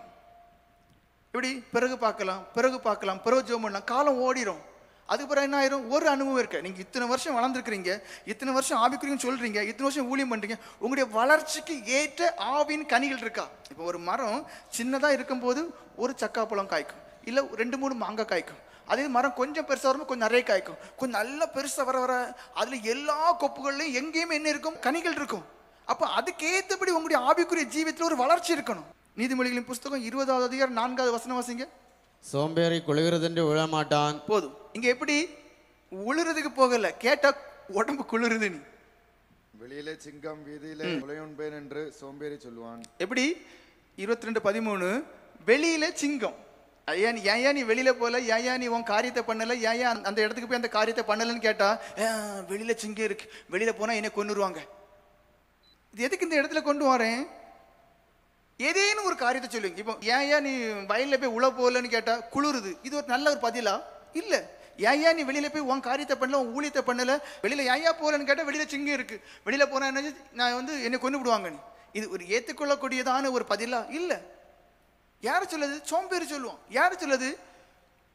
எந்த விதமான ஆவிக்குரிய அனுபவத்துக்கும் பிரயாசப்படக்கூடாது, படுத்திருக்கும் போதே ஊட்டி விடணும்னு விரும்புவாங்களா? அப்படிப்பட்ட ஆட்கள் கிடைக்குமா? கிடைக்கவே செய்யாது. தேவன் என்னுடைய தேவன், என்னை ஆசீர்வதிக்க அவர் சித்தமுடையவராக இருக்கிறார். எனக்கு தரதுக்காக அவர் சில காரியங்களை தீர்மானித்து வச்சிருக்காரு. தேவன் உங்கள் ஒவ்வொருவரையும் எதிர்பார்க்கிற விதத்துல நீங்க பிரயாசப்படுகிறீர்களா? உங்க பிரயாசம் எப்படி இருக்குன்னு பாருங்க. 2 பேதுரு 1வது அதிகாரம் 10வது வசனம் வாசிங்க. ஆகையால் சகோதரரே, உங்கள் அழைப்பையும் தெரிந்து கொள்ளுதலையும் உறுதியாக்கும்படி ஜாக்கிரதையா இருங்கள். எப்படி இருக்குமா? உங்க அழைப்பு குறித்துதான ஒரு ஜாக்கிரதை வேணும். அதாவது நான் எதுக்கு அழைக்கப்பட்டிருக்கேன், நான் எதுக்கு அழைக்கப்பட்டிருக்கேன்? பரிசுத்தமா இருக்கு. நான் எதுக்கு தெரிந்து கொள்ளப்பட்டிருக்கேன்? அநேகருக்கு வெளிச்சமாகவும் உப்பாகவும் சாட்சியாகவும் இருக்குது. உங்க அழைப்பை புரிந்துகிடுங்க. எதுக்கு? அதாவது எல்லாரையுமே கிறிஸ்துக்குள்ள அழைக்கிறார், பரிசுத்தமா இருப்பதற்காக, ரட்சிக்கப்பட்ட அனுபவத்தோடு இருக்கிறதுக்கு, நரகம் தப்புறதுக்காக எல்லாரையும் அழைக்கிறார். அதுல தெரிந்து கொள்கிறார். எதுக்கு தெரிந்து கொள்கிறார்? மற்ற ஜனங்களுக்கு ஒளியாக, மற்ற ஜனங்களுக்கு சாட்சியாக, மற்ற ஜனங்களுக்கு நீங்க நல்ல ஒரு நற்கந்தங்களா இருக்கிறதுக்காக உங்களை தெரிந்து கொள்கிறார். அந்த அழைப்பு, அந்த தெரிந்து கொள்ள ஜாக்கிரதையா இருக்கிறீங்களா? அந்த சொன்னேனே முதல்ல, அந்த மரம் 10 வருஷமா தண்ணி விட்டுட்டே இருக்கும், உரம் வச்சுட்டே இருக்கும். அது எப்படி மரமாட்டே ஆகலை, இப்படியே நிற்குது. ஆனால் பச்சை வரிசையாக இருக்குது. ஏதாவது பிரயோஜனம் உண்டா? மாமரம் எதுக்கு? பார்க்க அழகுக்காக வச்சுருப்பாங்க? இல்லை. மாமரம் இன்னைக்குல நாளைக்காது எனக்கு மாம்பழம் தரணுங்கிறதான, மாங்காய் தரணுங்கிறதான ஒரு எண்ணத்தோடு தான் வளர்க்குறோம். அது அழகு செடி கிடையாது. நீங்கள் அழகு செடி கிடையாது. விசுவாசி ஒருவேளை சொல்லலாம், எப்படி நான் எனக்குள்ள அனுபவத்தை அடைஞ்சிட்டேன், நான் எனக்கு இல்லை, இப்போ பாவ சிந்தனை இல்லை, பாவம் இல்லாமல் இருக்கேன், எனக்கு போதும், மனம் திரும்பிட்டே ரசிக்கப்பட்டேன், போதும். நீங்கள் அப்படி இல்லை. நீங்கள் அதுக்கு 1 படி மேலே, 2 படி மேலே, 3 படி மேலே தான் போய் ஆகணும். அபிஷேகம் பெற்று தான் ஆகணும். அவருடைய கிரிக்கு இடம் கொடுத்து தான் ஆகணும். அவருடைய வல்லமையில சொந்தமாக்கி தான் ஆகணும். அவருடைய கிருபை சொந்தமாக்கி தான் ஆகணும். அவரை கொண்டு அவருடைய ஆவினாலே கனி கொடுக்கக்கூடியவர்களாக இருக்கணும். அப்போ உங்கள் அழைப்பு எப்படி இருக்குன்னு பாருங்க. உங்களை தெரிந்து கொள்வது எப்படி இருக்குன்னு பாருங்க. முக்கியமான காரியம். அதாவது முதல்ல என்ன சொன்னேன்? ஜெபம் பண்ணணும். அதாவது ஆவியாண்ட கிரியை சொன்னேன். அவர் அந்த காலத்தில் எப்படியெல்லாம் ஊற்றப்பட்டார், எல்லாரையும் சந்திச்சார், எல்லாரும் நிரப்பினார்னு சொன்னேன். அடுத்து நம்ம அதை சொந்தமாக்கி கொள்ளணும். என்ன? ஜெபம் பண்ணணும், உபவாசம் பண்ணணும், அந்நிய பாச இடம் கொடுக்கணும். அப்படி பண்ணும்போது உங்களுக்கு தான் அதில் பலன், புதிதாக்கும், உங்களை அப்படியே மாற்றும், வல்லமே உங்களை பலப்படுத்துவார், கனி கொடுப்பீங்க, அப்படி எல்லாம் சொன்னேன். கடைசியாக ஒரு காரியம், ஒவ்வொரு ஊழியக்காரங்களுக்கும் ஆத்ம பாரம் இருந்து தான் ஆகணும். ஊழியக்காரன் அவன் ஆர்டினேஷன் ஆகும்போது அவனுக்குள்ள ஒரு அனல் இருக்கணும், ஒரு விடுதலை இருக்கணும், ஒரு அனுபவம் இருக்கணும். அதோடு கூட அவனுக்கு என்ன இருக்கணும்? ஆத்ம பாரம் இருக்கணும். எசேக்கியேல் தீர்க்கதரிசன புஸ்தகம் 22 அதிகாரம் 30வது வசனம் வாசிங்க. நான் தேசத்தை அழிக்காதபடிக்கு திறப்பிலே நிற்கவும் சோரை அடைக்கத்தக்கவும் தான ஒரு மனுஷனை தேடினேன், ஒருவனையும் காணேன். நான் யாரையும் காணலன்ட்டார். யாரை எதிர்பார்க்கிறாரு? உலகம் அழியுது, உலகம் நாசமா போகுது. ஆனால் தேவன் சொல்றாரு, அவனை நம்ம திருத்த முடியாது. அவன்கிட்ட போய் சொன்ன அவன் ஏற்றுக்கிட மாட்டான். ஆனால் அவனுக்காக நீ ஒன்று பண்ணலாம், முழங்கால் நின்று அந்த ஆத்மாவை சந்தியும் சந்தியும் சந்தியும் சந்தியும் ஆண்டவரே, ஏதேனும் ஒரு விதத்தில் அந்த ஆத்மாவை பிடித்து மறுபடியும் கொண்டு வர ஆண்டவரேன்னு சொல்லி ஜெபம் பண்ணணும்னு சொல்றாரு.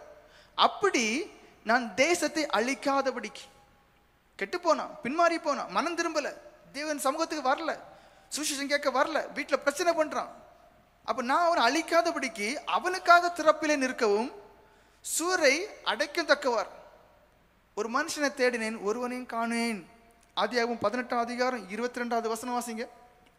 அங்க ஆபிரகாமை குறித்து சொல்லப்பட்டு, அப்பொழுது அந்த புருஷர் அவ்விடம் விட்டு சோதோமை நோக்கி போனார்கள். ஆபிரகாமோ பின்னும் கர்த்தருக்கு முன்பாக நின்று கொண்டிருந்தான். பின்னும் கர்த்தருக்கு முன்பா, அதாவது நாங்க சோதோம் குமாரை அழிக்கோன்னு சொல்றாங்க. அப்ப இவர் தேவ சமூகத்தை நின்று, ஆண்டவரே, தொடர்ந்து வாஸ்தா இருக்கும், 45 நீதிமான் இருந்தா நீ தப்ப விட்டுருவீரா, ஒரு 40, அதான் அந்த பாரம். நமக்கு விரோதியோ துஷ்டனோ துன்மார்க்கனோ யாரா வந்துட்டு போட்டு பாரப்படும், கவலைப்படும். இங்க எப்படி? தனக்கு எந்த பிரச்சனையுமே இல்லை. ஆனா சோதோம் குமாரா இனி 2 பட்டணங்கள் அழிக்கப்பட போகுதுங்கிற அறியும் போது அவர் பரிந்து பேசுறார். அப்படிப்பட்ட ஆட்கள் தான் ஆண்டவர் விரும்புறார். அப்படிப்பட்டவங்க தான் ஊழியக்காரங்க.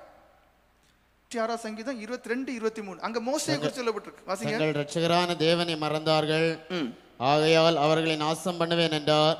அப்பொழுது அவரால் தெரிந்து கொள்ளப்பட்ட மோசே அவர்களை அவர் அழிக்காதபடிக்கு அவருடைய உக்கிரத்தை ஆற்றும் பொருட்டு அவருக்கு முன்பாக திறப்பின் வாயிலே நின்றான். பாருங்க, ஜனங்கள் தேவனை விட்டு பின்மாறி போயிட்டாங்க. ஜனங்கள் தேவனை விட்டு பின்மாறி போயிட்டாங்க. அப்ப ஆண்டவர் சொல்றாரு, இந்த ஜனங்க வழங்கா கடத்துல ஜனங்கள் நான் கொல்ல போறேன். ஆண்டவரே, அப்படி பண்ணிராதே ஆண்டவரே. தேவ சமூகத்தில் அந்த மனுஷன் காத்திருக்கிற, அழுறான், புலம்புறான். எஸ்ரா 10வது அதிகாரம் 1வது வசனம் வாசிங்க. எஸ்ராவை பார்த்தீங்கன்னா, அதாவது முதல்ல செருபாபேல் சிறைப்பிடிக்கப்பட்ட பாபிலோன்ல எருசலேமுக்கு வராரு. அடுத்தது யாரு வரானா? எஸ்ரா வராரு. அப்ப எஸ்ரா வரும்போது நீங்க பாத்தீங்கன்னா, ஒட்டுமொத்த இடத்துலயே யூதர்களுக்குள்ள என்ன இல்லைன்னா, நியாயப்பிரமாணத்தை கை கொண்டு வாழணுங்கிறதான அந்த எண்ணமே கிடையாது. தாறுமாறா வாழ்றாங்க. அப்ப இவர் எல்லாரையும் கூப்பிடுறார். எல்லாரையும் கூட்டி சேர்த்து அவர்களுக்காகவும் எல்லாரும் அழுது புலம்பி ஜெபிக்க வைக்கிறார். துறப்பின் வாசல நிற்கிறாங்க. ஆண்டவரே, இந்த ஜனங்கள் நியாயப்பிரமாணத்தின்படி வாழல, மன்னிக்கணும், எல்லாரையும் மாற்றும் ஆண்டவரே. இஸ்ராயேல்படி விண்ணப்பம் பண்ணி அறிக்கையிட்டு அழுது தேவனுடைய ஆலயத்துக்கு முன்பாக தாழ விழுந்து கிடக்கையில் இஸ்ரவேலில் புருஷரும் ஸ்திரீகளும் பிள்ளைகளுமான மகா பெரிய சபை அவனிடத்தில் வந்து கூடிட்டு ஜனங்கள் மிகவும் அழுதார்கள். ஆத்மாக்களுக்கு ஒரு பாரம். எஸ்தரின் சரித்திரம் 8வது அதிகாரம் 6வது வசனம் வாசிங்க. என் ஜனத்தின் மேல் வரும் பொல்லாப்பை நான் எப்படி பார்க்க கூடும், என் குலத்துக்கு வரும் அழிவை நான் எப்படி சகிக்க கூடும் என்றாள். பாருங்க, தனக்கு அழிவில், அதாவது யூதர்களை கொல்லணும்னு சொல்ல போது, கட்டளை பிறப்பிக்கும் போது ராணியை வந்து யாருமே அரண்மனைக்குள்ள வந்து கொல்லவே முடியாது. அப்போ தனக்கு ராஜ ஒரு வாழ்க்கை, நல்ல நிம்மதியான ஒரு வாழ்க்கை, பிரச்சனையே இல்லை. ஆனால் அந்த ராணியை பாருங்க, எனக்கு ராணிங்கிற பதவி போனாலும் ஒன்றும் இல்லை, ஒருபடி மேலே ஒரு நான் கொல்லப்படவும் செய்யலாம், பிரச்சனை இல்லை, என் ஜனங்களை எனக்கு ஆச்சரியமாக இருக்கு. எப்பவுமே நான் வந்து கம்ஃபர்டபுளாக இருக்கும்போது, நான் எல்லா நன்மைகளோடு இருக்கும்போது அடுத்தவங்களை பற்றிய சிந்தனை வராது. எந்தாலையும் போட்டு எனக்கு நல்லா இருந்துட்டா போதும். ஆனால் ராணியாக இருக்கிறா, தனக்கு அழிவு இல்லை, யூதர்களுக்கு அழிவுன்னு அறிஞ்சாச்சு, ராஜ சமூகத்துக்கு போக முடியாது. அப்போ என்ன தெரியுமா சொல்றா? உபவாசம் இருங்க. 4 அதிகாரம் 16-17 வசனம் வாசிங்க. நீர் போய் சூசானில் இருக்கிற யூதரை எல்லாம் கூடி வரச் செய்து 3 நாள் அல்லும் பகலும் புசியாமலும் குடியாமலும் இருந்து எனக்காக உபவாசம் பண்ணுங்கள், நானும் என் தாதிமாரும் உபவாசம் பண்ணுவோம், இவ்விதமாய் சட்டத்தை மீறி ராஜாவினிடத்தில் பிரவேசிப்பேன், நான் செத்தாலும் சாகிறேன் என்று சொல்ல சொன்னாள். இதெல்லாம் படிக்கும்போது நமக்கு அவ்வளோ ஒரு உணர்வா இருக்கு. ஆனா அந்த பாருங்க, நான் எல்லா விதத்து ஆசீர்வாதத்தோடு நிரம்பி இருக்கேன், நான் உபவாசம் பண்ண வேண்டிய தேவையே கிடையாது. அடுத்தது என்ன, அங்க போறேன், ராஜா நல்ல மூட்ல இல்லை, ராணிங்கிற ஸ்தானம் போயிடும், தலை போயிடும். அந்த இருதயத்தை பாருங்க, யூதர்களை காப்பாற்றணும், யூதர்களை காப்பாற்றணும், அதனால நான் ஒன்றும் இல்லாமல் கல்றைக்கே போனாலும் ஒன்றும் இல்லை. அதான் அனுபவம். தேவன் சொல்றார், நீ ஊழியக்காரன், நீ ஊழியக்காரன். அப்போ ஊழியக்காரனால யாருக்கு? தேவனுக்கு. எதுக்கு ஊழியம் செய்யணும்? யாருக்கு ஊழியம் செய்யணும்? ஆத்துமாக்களுக்காக. அப்போ அந்த ஆத்துமாக்களுக்காண்டி எவ்வளோ பேர் முழங்கால் நின்னீங்க, எவ்வளோ பேர் இடுப்பு நொறுங்க பெருமூச்சு விட்டீங்க, எவ்வளோ பேர் கண்ணீர் விட்டீங்க, எவ்வளோ பேர் ஆண்டவரே இப்படியெல்லாம் சூழ்நிலைகள் இருக்கு. உயிருக்கு மேலே அங்கே ஆத்மாக்கள் மேலே ஒரு பாரம் வருது, கண்ணீர் வெடிக்கிறாங்க, ஆண்டவர் கிரியை செய்கிறார். அப்போஸ்தலர் புஸ்தகம் 20 அதிகாரம் 31 வசனம் வாசிங்க. அங்க பவுல் அப்போஸ்தலர் இரவும் பகலும் கண்ணீர்னு சொல்லிறார், வாசிங்க. நான் 3 வருஷ காலமாய் இரவும் பகலும் கண்ணீரோடு இடைவிடாமல் அவனவனுக்கு புத்தி சொல்லி கொண்டு வந்து நினைத்து விழித்திருங்கள். பாருங்க, கண்ணீரோட புத்தி சொல்றாரு. ஏன்? அந்த ஜனங்களுக்கு உள்வாங்கோட தன்மை இல்லை. எவ்வளோ கஷ்டம் இருக்கும் பாருங்க. ஆத்மாக்கு மேல ஒரு பாரம். தன் கண்கள், அதாவது எனக்கு நீங்க கண்களை பிடுங்கி கொடுத்துருப்பீங்கன்னு சொல்லுவார்.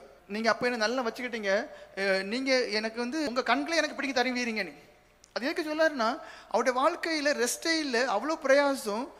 அப்போ அப்படியெல்லாம் என் பரிதாபமான என் நிலைமைகளை பார்த்து நீங்க என்ன உங்க கண்களே எனக்கு தரதுன்னு சொல்லி நீங்க தீர்மானிச்சிருந்தீங்க. மனுஷனுக்கு இரவும் பகலும் தூக்கங்கள் அந்த மனுஷனுக்கு என்ன ஆகும்? அந்த உடம்பு அப்படி இருக்கும். அப்பொழுது நீங்கள் கொண்டிருந்த ஆனந்த பாக்கியம் எங்கே? உங்கள் கண்களை பிடுங்கி எனக்கு கொடுக்க கூடுமானால் அப்படியே செய்திருப்பீர்கள் என்று உங்களுக்கு சாட்சியா இருக்கிறேன். பிறகு என்ன ஆகுது? அவர் வெறுக்கிறாங்க. அவர் இரவும் பகலும் கண்ணீரோடு புத்தி சொல்றாரு, கண்ணீரோடு ஆத்மாக்களுக்காண்டி ஜெபம் பண்றாரு. நான் எதை விரும்புறோம்னா, நம்ம எல்லாருமே ஒரு பொருத்தனை பண்ணுவோம். ஆத்மாக்களுக்காண்டி ஜெபம் பண்ணுங்க, கிரியைக்காண்டி ஜெபம் பண்ணுங்க, பாரத்தோட ஜெபம் பண்ணுங்க. அப்போ ஆட்டோமேட்டிக்கா அதிகமா அங்க செலவிட்டு நேரம் செலவிட்டா கண்டிப்பா இதை பார்த்து நிச்சயம் உங்களை இறக்கம் செய்வார். ஏன்னா நான் இந்த அடிக்கடி தாவீது ராஜாவுடைய வசனங்கள் ஞாபகம் வரும். அதாவது என்னுடைய எதிராளி நிமித்தம் என்னை நல்லா வையும், என் சிறுமை நிமித்தம் என்னை செம்மையான பாதையில் எடுத்து, அப்படி அதாவது அப்படியே சொல்லுவார். அப்போ அவர்கிட்ட எல்லா பாரத்தையும் இறக்கி வச்சுட்டு நான் ஊழியத்துக்கு வந்துட்டேன், ஆனால் எனக்கு எந்த அனுபவமும் இல்லை, எனக்கு நீங்கள் தான் தரணும். அப்படி கொஞ்சம் உங்கள் காரியங்களை சொல்லிட்டு அடுத்து என்ன பண்ணுங்க? ஆத்மாக்களுக்காண்டி ஜெபம் பண்ணுங்க. கேட்ட சுவிசேஷத்தை விசுவாசிங்க, உணர்வோட ஜெபம் பண்ணுங்க. நான் சொல்ல வேண்டியது எல்லாமே சொல்லிட்டேன். எதுக்கு தெரியுமா? என்னையாவது அது வேற அந்நிய வாசனை மட்டும் எடுத்துக்கிடாதுங்க. அந்த ஆவியான உங்களுக்குள்ள அமர்ந்து வீட்டிலிருந்து உலாவி அவர் கிரியை செய்வார். கிரியை செய்யும் உங்களுக்குள்ள ஒரு சுத்திகரிப்பு உண்டாகும், உங்களுக்குள்ள ஒரு பரிசுத்தமாக, உங்களுக்குள்ள ஒரு புதுமைத்து ஒரு அனுபவம் உண்டாகும், உங்களுக்குள்ள ஒரு சந்தோஷம் உண்டாகும். பரிசுத்தாவின் சந்தோஷத்தினாலும் இருக்கு. அவர் பரிசுத்தாவி உங்களுக்கு சந்தோஷம் தருவார். பரிசுத்த கனி உங்களுக்குள்ள வெளிப்படும். இதெல்லாம் உங்களுக்குள்ள வெளிப்படும். அடுத்து என்ன? வல்லமையை பலப்படுத்துவார். வல்லமை பலப்படுத்தும் போது என்ன சுயம் எல்லாம் கொஞ்சம் கொஞ்சமா சாகும், சுயம் எல்லாம் கொஞ்சம் கொஞ்சமா சாகும், சுயம் எல்லாம் கொஞ்சம் கொஞ்சமா சாகும். இனி நான் அல்ல, அது அந்த வளர்ச்சி, அந்த முதிர்ச்சியை காணும். இனி நான் அல்ல, அடுத்து உங்களை கொண்டு ஆண்டவர் கிரியை செய்வார். அப்போ ஆவிக்குரிய அனுபவத்தை அடையிறீங்க, அது முதல்ல ரொம்ப முக்கியம். ஆவிக்குரியவங்களாக பரிசுத்தாவிக்குள்ள இருக்கிறீங்க. அடுத்த நமக்கு கடமை இருக்கு. எப்படி? ஆத்ம பாரம். அந்த ஆத்ம பாரம் உங்களுக்குள்ள இல்லாம இருக்குமே ஆனா முடிஞ்சு. ஆத்ம பாரம் ரொம்ப அவசியம். அழணும், கண்ணீர் வெடிக்கணும், முழங்கால் நிற்கணும். இல்லையா கேளுங்க, எனக்கு ஆத்ம பாரம் தார். அவர்கள் ஜெபம் பண்றதுலையும் வேத வசனத்தை போதிக்கிறதுலையும் உறுதியாய் தரித்து. அப்போ ஆதி சபையில ஊழியக்காரங்களுக்கு தெரியுது எது அடிப்படை தெரியுமா? ஜெபம் பண்றது. எது அடிப்படை தெரியுமா? ஆண்டோட இருந்து படிச்சுக்கிட்டு வேதத்தை அறிஞ்ச பிறகு அதை மக்களுக்கு அறிவிக்க. அப்ப 2 பாரம் மக்களுக்கு தேவை. 2 பாரம் ஊழியக்காரன் தேவை. ஆத்ம பாரம், சுவிசேஷ பாரம். ஜெபம் பண்ணி தான் ஆகணும் ஆத்மாக்களுக்காண்டி. அடுத்து ஒரு சுவிசேஷ பாரம் நமக்கு இருக்கணும். உணர்வு உண்டாகும். கடிந்து கொண்டு சொல்ல வேண்டிய இடங்களை நீங்க சொல்லுங்க. மற்றபடி அதை ஒரு உணர்வு உண்டாக்குற விதத்துல சொல்லுங்க. அவ முழங்கல்ல நில்லுங்க. ஏன்னா ஞானத்தை உணர்த்தும் அவர் அறிவை போதிக்கும் வரங்கள்ல வரும்.